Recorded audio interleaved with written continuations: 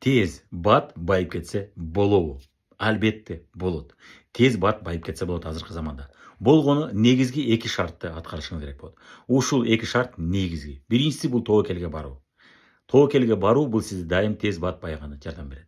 Тобокел азайган сайын сиздин байышыңыз жай боло баштайт.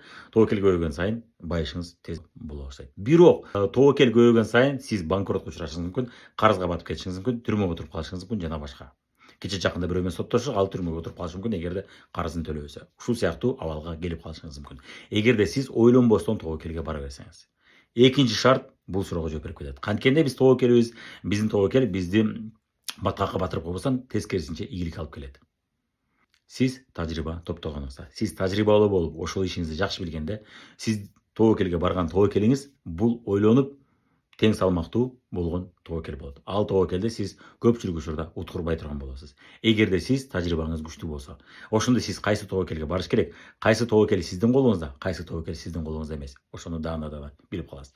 Андыктан башында сиз тажрыйбалуу болгуча эч кандай тобокелге барбаңыз. Же болбосо тобокелге барсаңыз дагы чакан кичинекей тобокелге барып үйрөнүңүз. Аз аздан тобокелге барыңыз. Ага чейин тажрыйба алуу. Бизнесте мындай сөз бар, ийгиликтүүлөрдүн сөзү бар. Эгерде сиз акча менен тажрыйбаны экөөнүн тандаш керек болсо, тажрыйбаны тандаңыз. Акча өзү келет дейт. Муну мен мурун даана түшүнбөйт элем, бирок кийин практикада ошол бизнес жасап жүрүп түшүндүм.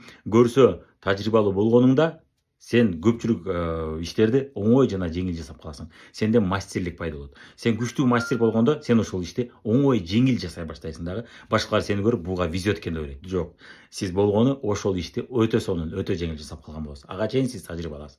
Андыктан тажрыйба топтоңуз. Тажрыйбаңыз күчтүү болгондо сиз анан тобокелге барсаңыз болот. Ошондо сиз кайсы тобокелге барыш керек, кайсы тобокелге барыштын кереги жок. Кайсы тобокел сиздин колуңузда, кайсы тобокел сиздин колуңузда эмес. Бүт даана билип каласыз.